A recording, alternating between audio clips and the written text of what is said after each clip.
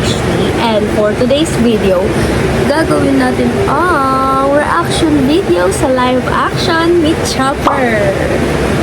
Umuulan sa amin, and baka hindi nyo kasi ang marinig kasi yung background na umuulan. Gets nyo? Anyways, tignan nyo na may outfit ko for tonight. Kakagaling ko lang kasi sumamba. And naisip ko gawin yung content na to. Since last live ko, ang dami nagtatanong na ano po reaction nyo sa bagong labas na live action ni Chopper, ganyan-ganyan. So, tinatanong nila, and eto na to, i-release ko na lang ng isahan. So, panoorin nyo na lang buo. Nandito, magre-react ako, ante. Ayan, naka-costume pa ako. Ayan.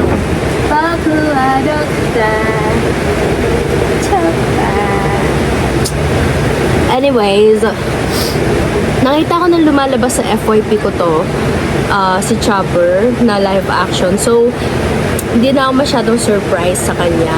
Like, you know, alam mo yon. Pero, hindi ko pa siya totally pinanood. Yung buong trailer niya na nilabas, hindi ko pa siya napanood ng sobra-sobra. Kaya, ngayon pa lang talaga as in. Ngayon pa lang, kasi ngayon pa lang ako nagka-time. Kaya ngayon pa lang ako gagawa ng reaction video. So, hindi ko alam if mas rinig ba yung, hindi ko alam if mas rinig yung ulan sa labas o okay naman yung voice ko. Lalo na may ubot sipon ako, ante.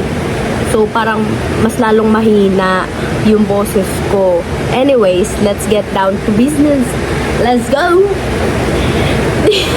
Di ko alam kung anong magiging reaction ko dito sa trailer, pero medyo excited ako kasi ang dami nagbabash kay Chopper, you know, like, ante, ba't mo ba binabash? Netflix adaption nga, di ba? Hindi marunong ka naman sigurong makaintindi na adaption siya. Parang ante, ang dami nagbabash kay Chopper na hindi daw siya, bakit hindi daw siya, yung pinaka-cute, ganun, parang hindi siya kamukha nung sa anime. Ante, adaption nga, adaption. Anyways, yung title nito is One Piece Season 2 Chopper First Look by Netflix. So, mapapanood yun yan sa YouTube and other streaming platform. Lalagay ko dito yung video ni Chopper. Magre-react na tayo. Let's go! Chopper, you're hiding the wrong way. We can all see you. Chopper, come out! Hi, Tudo. My name is Tony Chopper, and I'm sorry I can't be there in person, but... Oh, I'm supposed to tell you about One Piece Season 2. Help! Someone call a doctor! Oh, wait. I am a doctor. Come on, Chopper. You can do it. Oh, okay. One Piece Season 2 is coming in 2026, and you'll get to meet new friends, and foes, and me. You did it, Chopper! Everyone, give him a hand! Wait, is it over? Shut up! I don't need your clapping, you jerks! I mean it!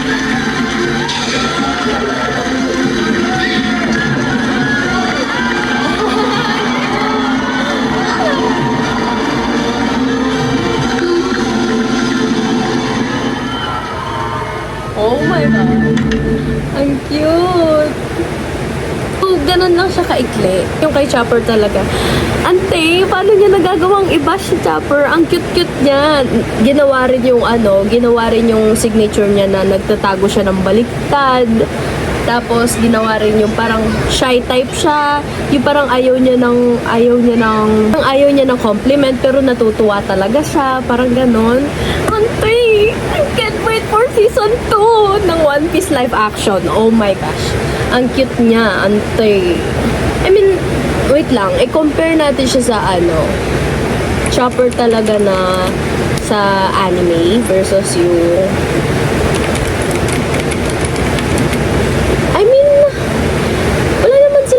magkaiba. Like, live action nga eh. Like, talagang ginawa talaga siyang pang live action na alangan nang gawin niya kamukha ni Pikachu, hindi naman siya, ano si Pikachu? Wait lang. Large yellow mouse. Hindi naman siya mouse, diba? Reindeer, more like ano siya, reindeer. Reindeer na may red nose. Ante, hindi ko gets talaga yung mga nang babash na ang pangit-pangit nung pag sabi dito, they didn't do him justice.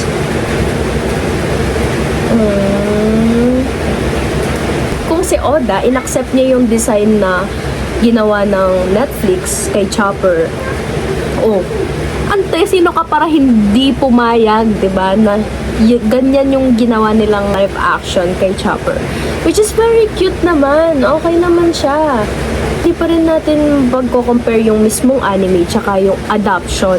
Yung pinagkaiba nila is more detailed yung sa live action since yung balahibo niya, 'di ba?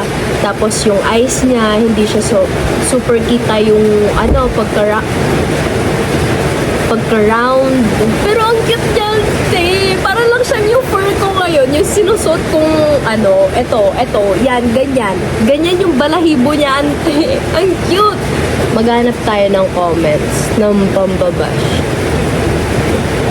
Sabi dito sa comment, Chopper hiding the wrong way will never get old. Yes, super iconic nung pagtatago niyang baligtad. I love how when he says you'll meet new friends and foes and me, it's like his scared people won't like him. They absolutely nailed his personality down perfectly. Diba? Kung uhusgahan niyo yung pagkaka-CGI nung live action, you see, you're not supposed to judge the outer appearance ni Chopper, but the personality and all effort na ginawa na maging kasing katulad ng sa anime version. Lang, as Chopper lover, diba, kailangan kong protektahan siya. We must protect Chopper at all costs. Sabi ko sa inyo. Ano pa ba sinasabi dito? They absolutely nailed the little wiggle when he got embarrassed. Can't wait. Yes, I can't wait to. Sobrang. Tignan mo naman, napag-get up pa ako nakagaya niya, ante. I love how all the fluffy fictional characters are being drawn to live action with respect to the fans' realistic imagination. Pikachu, Sonic, Stitch, and now Chopper. They do not look awkward as live action characters and I salute the animators or designers. Yes, me too. Kasi hindi mo naman sila pwedeng pag-compare sa... Siyempre, animated sila na ito turn into live action. More on, good side naman pala yung nababasa kong comment. Pero ante, ang dami sa TikTok, ang dami kong nababasang hate comment sa kanya. Sobrang ganda talaga, ante. Detailed talaga si Chopper. Kahit yung pagkakakuha niya doon sa balbon. Ang cute, ante. Tapos yung pagkakasabi niya ng, oh, wait, I'm the doctor. Oh my God, never gets old. Sobrang galing lang. They nailed it, guys. The live action of Chopper. So, ayun lang. Dun lang nagtatapos yung video. I hope you like this video, guys. And ang masasabi ko lang all throughout this reveal of live action ni Chopper is it's very cute, very wholesome, and can't wait for the season 2 next year. Yung mga nambabash kay Chopper sa live action na sinasabing pangit yung appearance niya, parang low-key budget yung ginawa nila sa kanya, parang kailangan niya ng justice, kineme. It reminds me of his backstory, like way back when he was in Drum Island. Tapos yung mga tao ayaw sa kanya, ganyan. Tapos sinasabihan siya ng monster and all. So sad, diba? Kasi parang nag-a-apply siya sa totoong buhay. Which is nung nilabas yung live action. Which is so sad. I feel sad, ante. As a Chopper lover, look at Chopper right there. Hanging. Chopper Dilo pala yan. So, ayun lang, guys. I hope you like this video. Keep updated just by clicking subscribe. So if you guys like this video, hit thumbs up and don't forget to comment what you think on Chopper's live action sa Netflix para alam ko din yung mga thoughts nyo about sa lumabas na reveal para sa season 2 ng One Piece live action. So, ayun lang.